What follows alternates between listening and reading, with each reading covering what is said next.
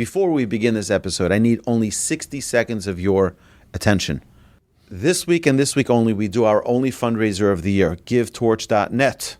What do? We ask our friends, our listeners, our viewers, our participants to partner with us so that we can continue doing the work we do. We don't cancel any classes. We don't make any exceptions for days off so that we can raise money. No, we want to continue to teach. We want to continue to influence in every way we can. Just so that you know, last year, in 2025, our videos grew 295% in their exposure, in their viewership. Our podcasts grew, some of them 10%, some of them 30, 40, 50, 60, some of them 200%. Really unbelievable growth in the listenership of our podcasts. But not only that, we have in our Torch Center, we have ongoing classes. We have lunch and learns. We have evening classes in Chavaraz in people's homes. We have our Torchwood community. We have Torch Unify, the new young professional division of Torch. We are guns blazing, doing unbelievable things, and we want your partnership. We need your partnership. GiveTorch.net.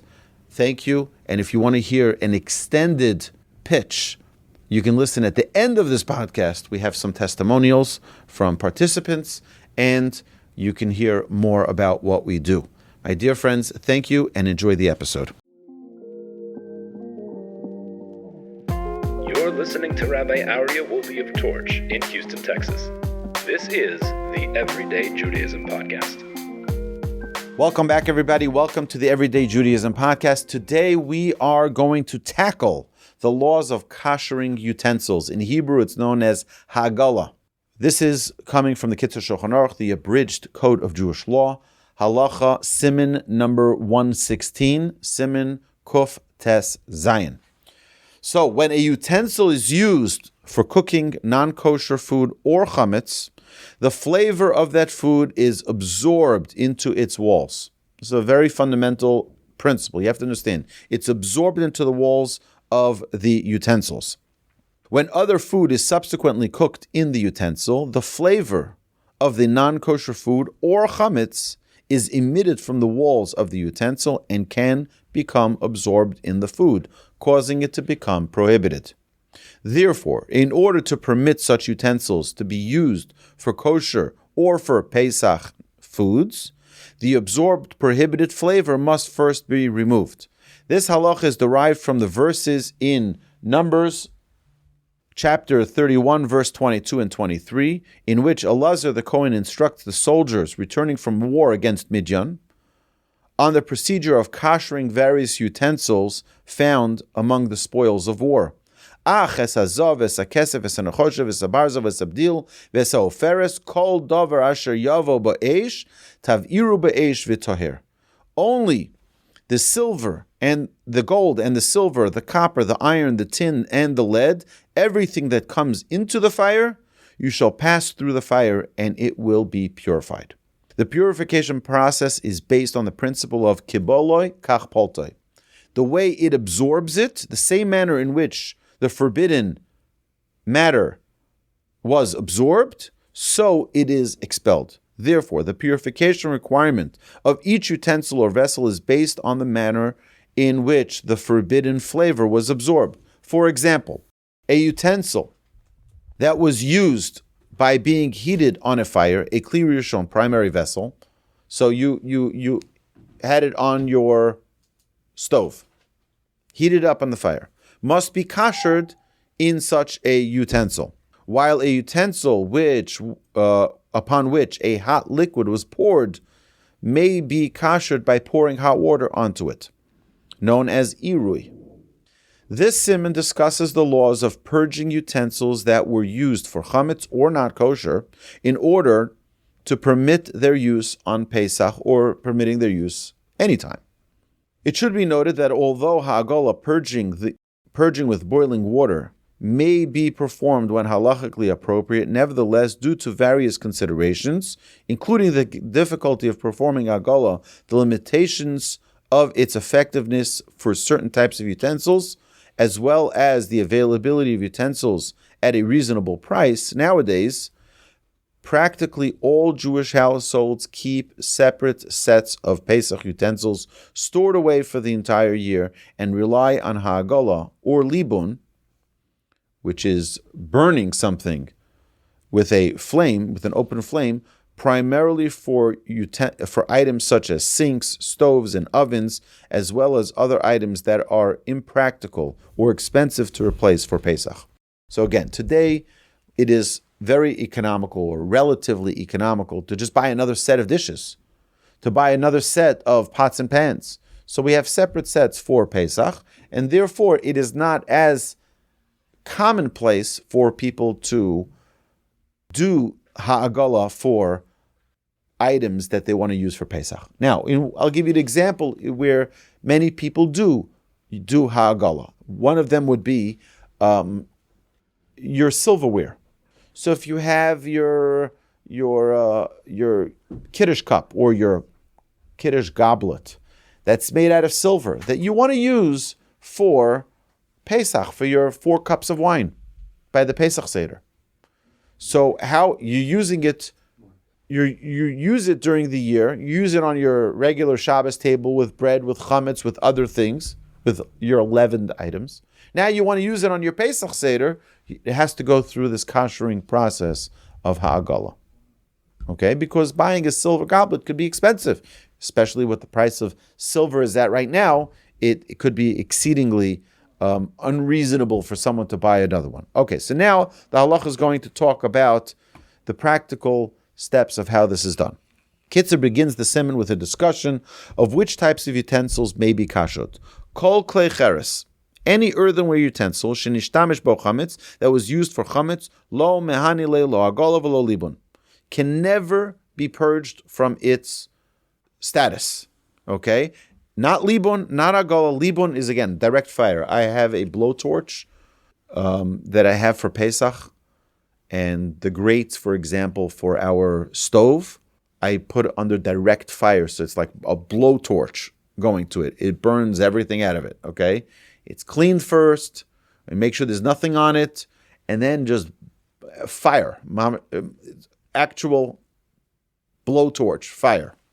So for an earthenware utensil, neither hagalah nor libun, purging by fire, is effective. None of them are effective. Aval hatanurim ba'kiros. However, regarding ovens and stoves, habnuyim ma'avanim ulevenim, that are constructed from stone or brick, mehani libun, then direct fire, libun, is effective for them. But tanurim shehem beveis hachoref, regarding the stoves of the winter house was an area that was better insulated from the cold and heated with wood-burning stove, whose stovetop was used for cooking. No hagin delo mahani luhu hechsher. The custom is that kashering is not effective for them. And when one wishes to put a pot on the stove on Pesach, they first should lay down on it tas shel barzel, a metal sheet, and on top of it you can put the pot for cooking. And this is effective. As well as stoves that are constructed of tiles as well.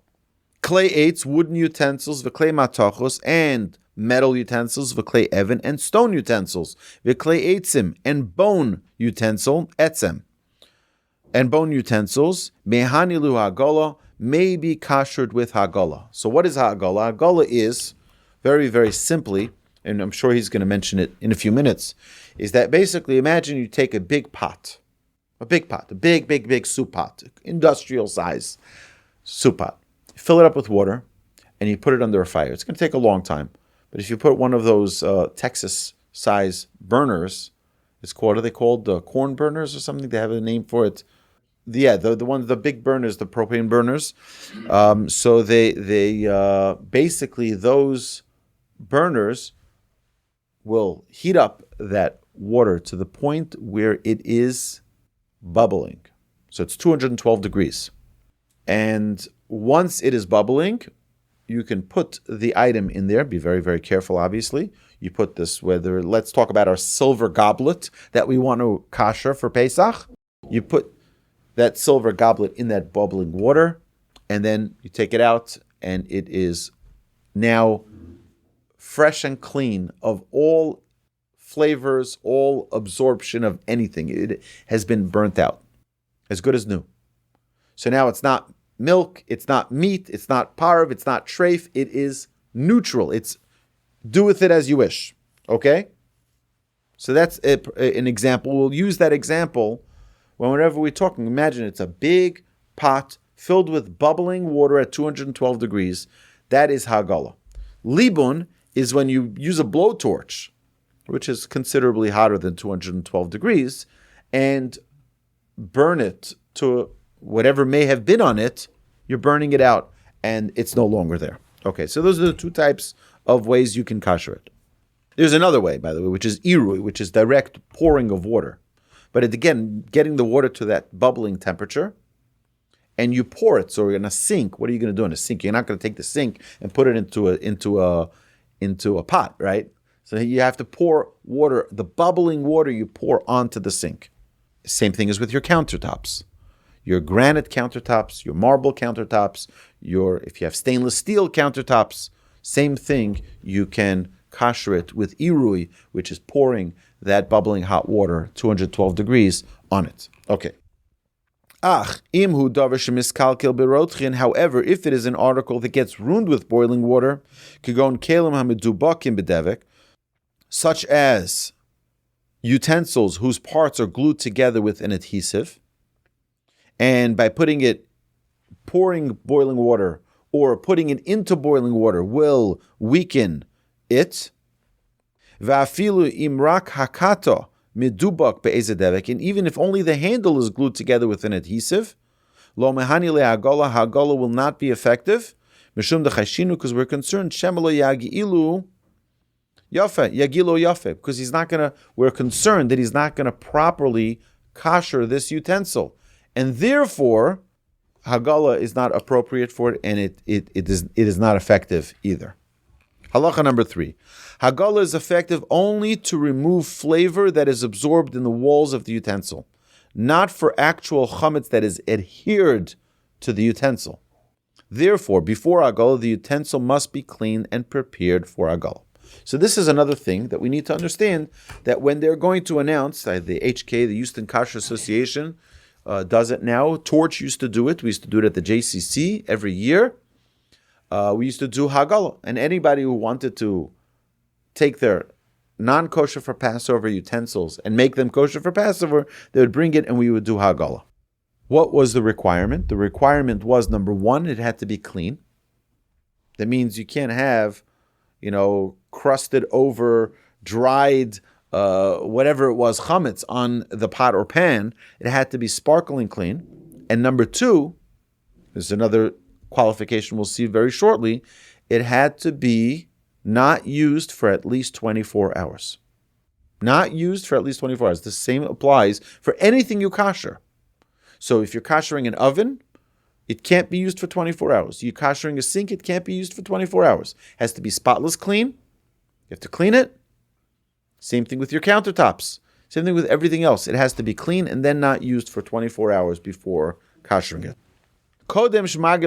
Prior to performing Hagalah on a utensil, one must clean it well. Minachaluda, from rust, v'kadoma, and the like. That it should be totally clean. Avol maros, mere discoloration, however, ein b'hem kpeda, does not present any concern. V'im yesh gumos bakli, and if the utensils has indentations, sorach lenakram hetev, they must be cleaned out very well. V'im uklimatachas, if it is a metal utensil, yasim ala gumos gecholim, then he should place coals on the indentations, lelaben sham, and perform the libun. Libun is what? The torch on it. Ve'achar kach yagilu, and then perform hagalah on the utensils. Ve'im yefshel lenakos heitef hagumos ve'astokim, and if it is impossible to clean out the holes and the crevices well, ve'gam yefshel alabin sham, and you can't either do libun with direct fire on it, ein lo takana, then there's no remedy, and this vessel cannot be kashered. L'chein, therefore, basakinim, o bekatos, regarding the knives with handles, tzrichin ledaktek heitev, one may take a special care. Im mo'elem hagalah, if hagalah is effective on them, u'mitzvah min hamuvchor, it is proper lemisha efshalah, to one who is capable, sheyiknu lo sakinim chadashim lePesach, to buy new knives for Pesach, because they have all these little cuts in the knife, in the blade, and there may be chametz stuck in there. So therefore, you're going to try to do the best you can, obviously, but it still may not get it out of there. And therefore, it is best to have a different set for Pesach. Halacha number 4. Keilim shemishtamshim bahem al yidei ha'or. Utensils that are used with fire. Bli mayim, without water. Tzrichin libun, they need direct fire, they need libun. V'lachein, therefore, ha'aganos v'hamachavos, basins and pans, she'ofen b'hem chametz, that are used to bake with it chametz. Tzrichin libun, they need libun. V'halibun tzorich liyos lechatchila.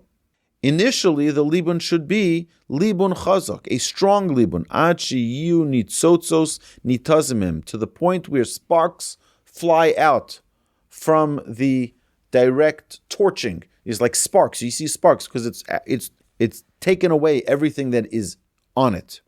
V'hamarde shel eitz, a baker's wooden shovel, upon which chametz dough is inserted into the oven. Ein lo takana, has no remedy, for since the heat of the fire causes the dough to become absorbed in the shovel without a liquid medium, the required manner of kashering is through libun chamor.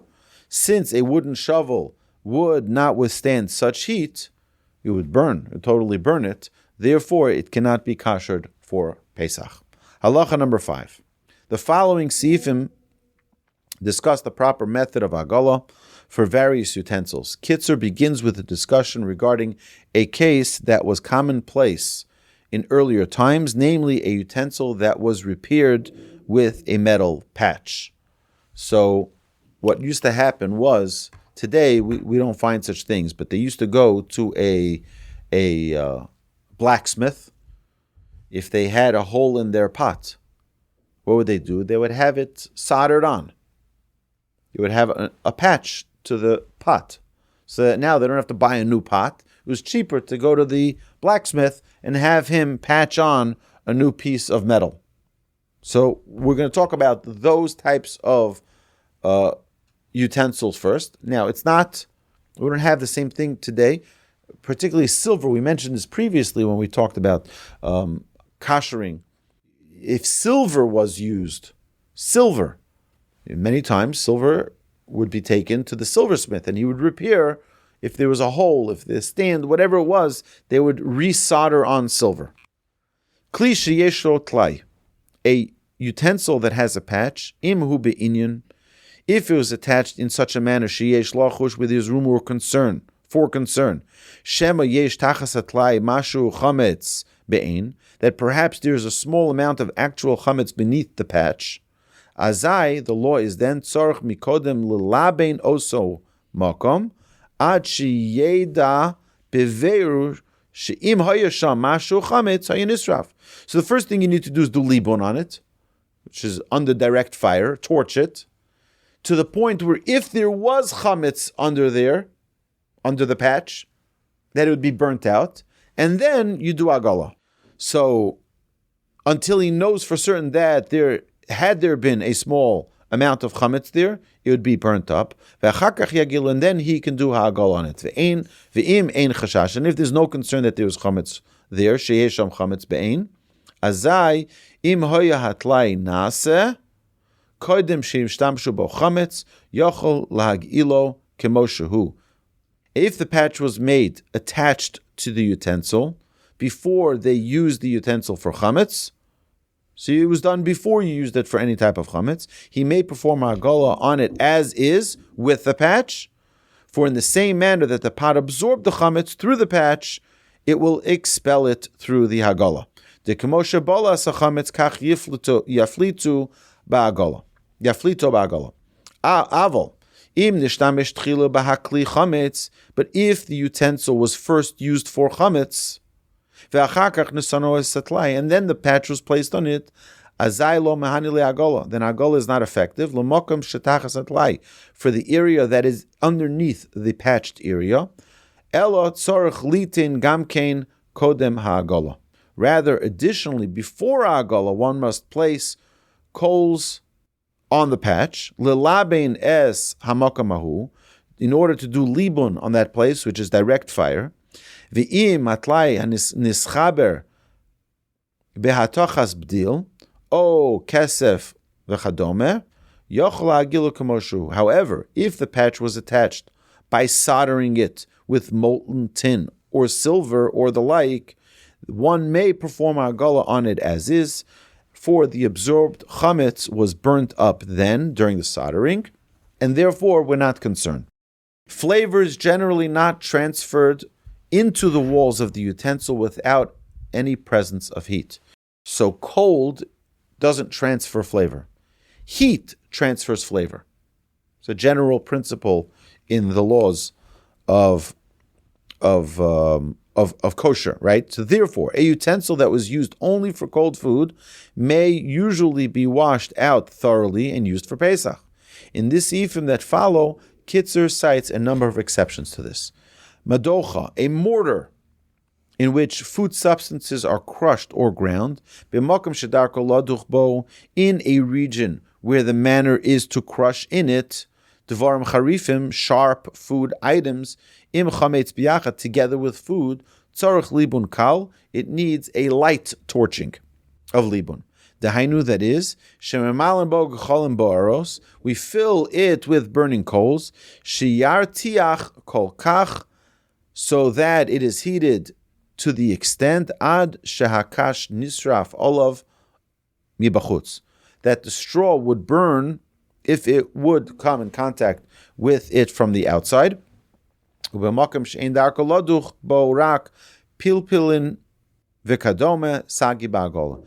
place in which the manner is only to crush in it pepper and the like, and no chametz, Hagalah suffices. Okay, so what are we holding here? Oh, we can do this.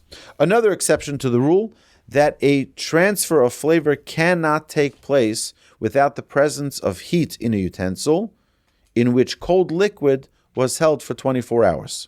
This is due to the principle known as kavush kemevushal. Soaking is the equivalent of cooking. That is, if a utensil soaks in a liquid for a 24-hour period, and similarly, if a container holds a liquid for 24 hours, the utensil or the container absorbs the taste of the liquid as if they had been cooked together. Accordingly, if a chametz liquid was held in a barrel for 24 hours, the walls of the barrel absorb the taste of the chametz. If the barrel was then emptied and a non-chametz beverage was then held there for 24 hours, the second beverage will in turn absorb the chametz taste and is now contained in that is now contained in the walls of the barrel and will become prohibited for use on Pesach. So if you had your wine you put into a barrel that had in it something chametz, that wine now cannot be used for Pesach because the stuff that were in there, the chametz stuff that were in there for 24 hours prior to putting in that wine in that barrel, got it into the walls, the flavor, and now putting in the wine in there, the flavor is going to go into the wine. And that wine cannot be used on Pesach. For this reason, a barrel in which whiskey of chametz grain was held for 24 hours requires Hagalah before using it for Pesach. This Sif discusses an issue that would need to be addressed before performing this Hagalah. Keilim shehechzik bohem yain saraf likiyum.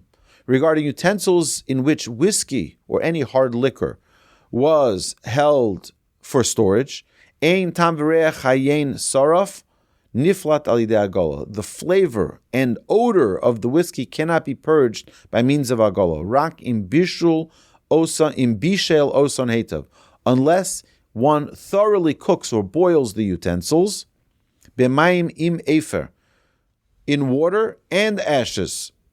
As previously, in previous generations, that we use ashes as a cleaning agent. Today we use soap, right? Until the odor is completely removed from it. Only then, afterwards, would Hagalah suffice for it. So, Kitzur now introduces a method of performing Hagalah that can be implemented when a utensil that was used for whiskey cannot be inserted into a pot of boiling water for the Hagalah process because it's too big. Hagalah sachavis, the Hagalah of a barrel, yasa b'derech sesa. How should he do it? It's a bigger barrel. He has a pot, but he can't fit the whole barrel into the pot. Yilaben avonim, one heats up stones intensely, via simembo, and puts them into the barrel, via ore aleim mayim roitchem mikli rishon. He should pour boiling water on top of the stones that he has there that are really, really hot. A vessel that has been heated on a fire, v'yigalgel es achavis, and then you roll the barrel, kedei shetagia hagalah b'kol makom, so that the way the steaming hot water and stones get to every part of that barrel. V'achaviyos shalonu, in our barrels, shehin asuyin mikam dapim, that are constructed of numerous staves or panels, michubarim b'chashukim, that are connected with hoops.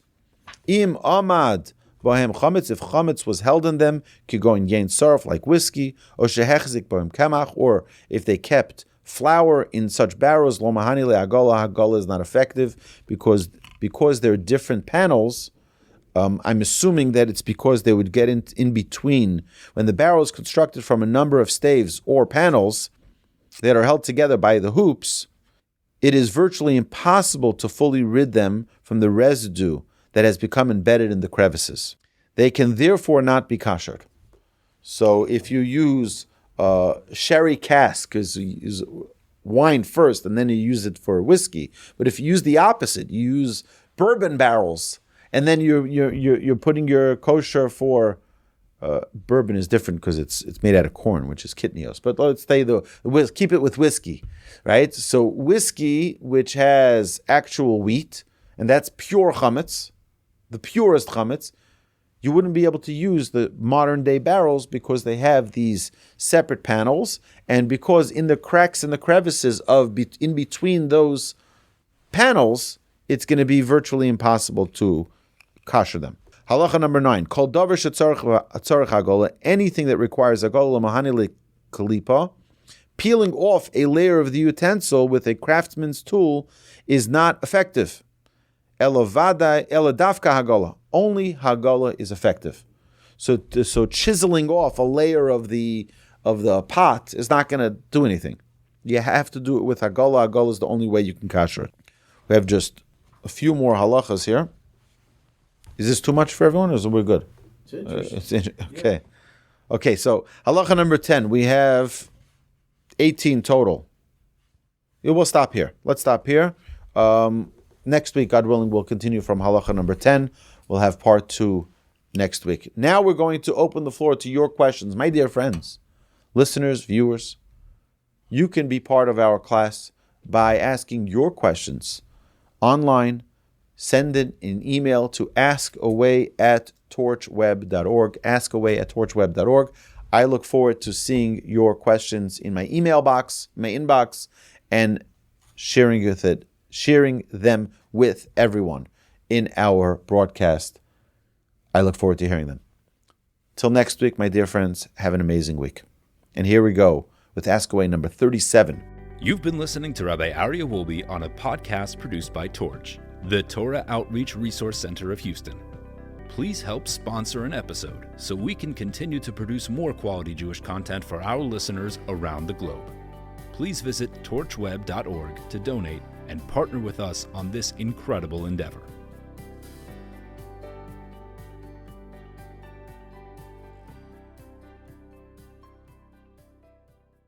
Thank you, Rabbi. I understand there's a fundraiser going on.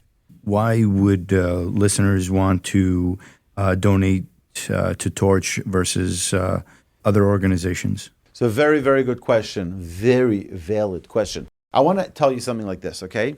Torch is here for one reason. Torch is here to share the word of Torah with the world.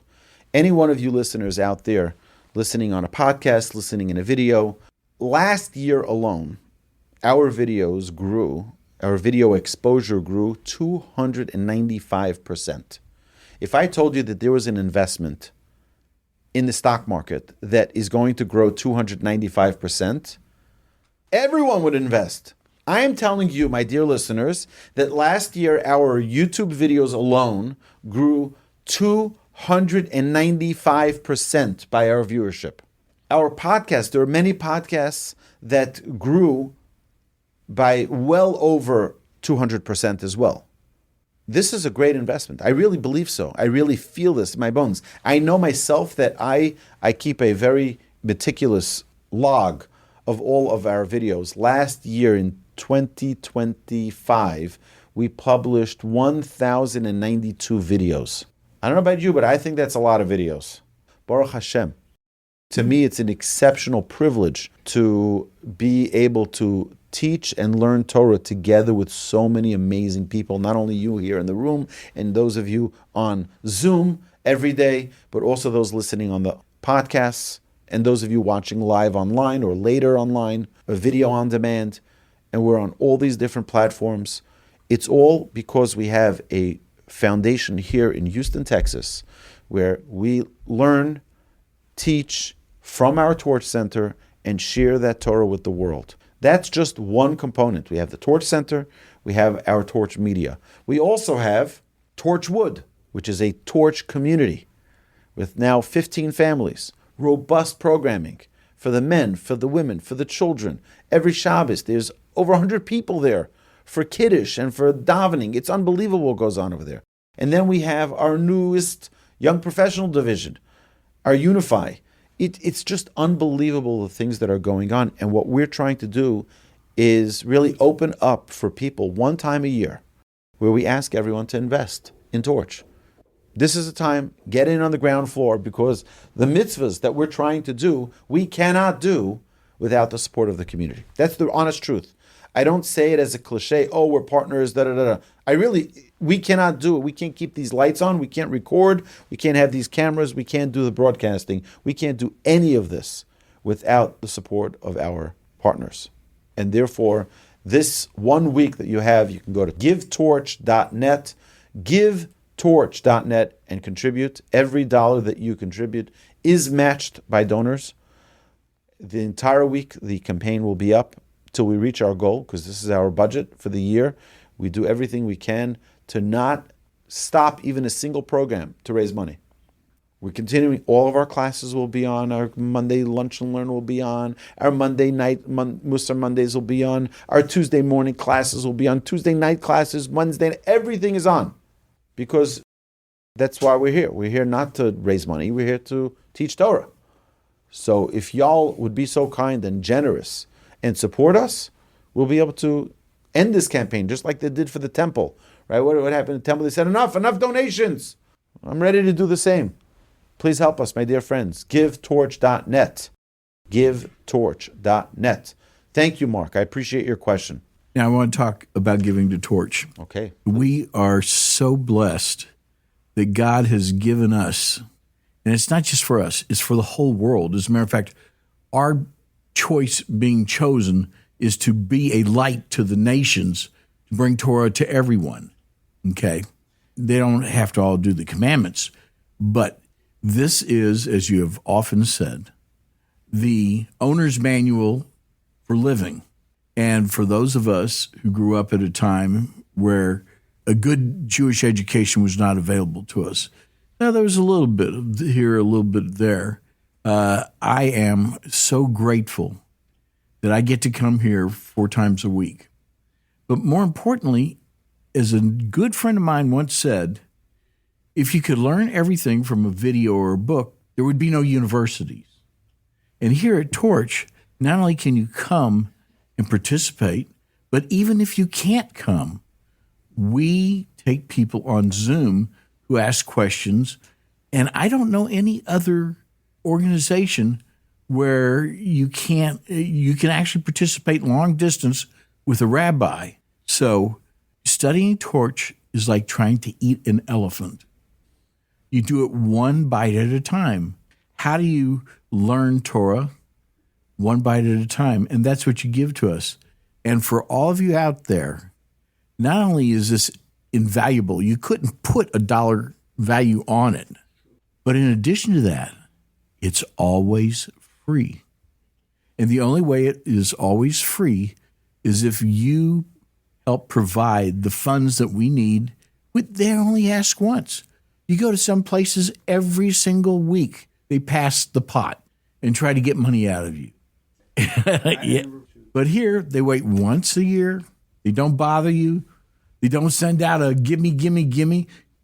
Once a year. That's all we ask. GiveTorch.net. All my friends are my friends from class. And my rabbis, they're my friends. That is my solicitation from y'all to please contribute. GiveTorch.net. Thank you for letting me speak. Supporting Torch is one of the best things you could possibly do. It will change your life, Jewish, not Jewish. Being part of Torch will inspire you, will teach you life lessons, and will give you all the tools you need to be successful in life, marriage, family, and all areas of your life. Support Torch if you can. We thank you very much. I know with confidence that the Almighty will succeed our way and we will raise all the money we need to continue to operate. But I want you to be part of it. And if you can please, whatever donation amount, the smallest, the largest, it doesn't make a difference. I want you as a partner. If you can please go to givetorch.net and donate so that you can be a partner in what we're doing. I'd greatly appreciate it, and I hope you enjoy this episode.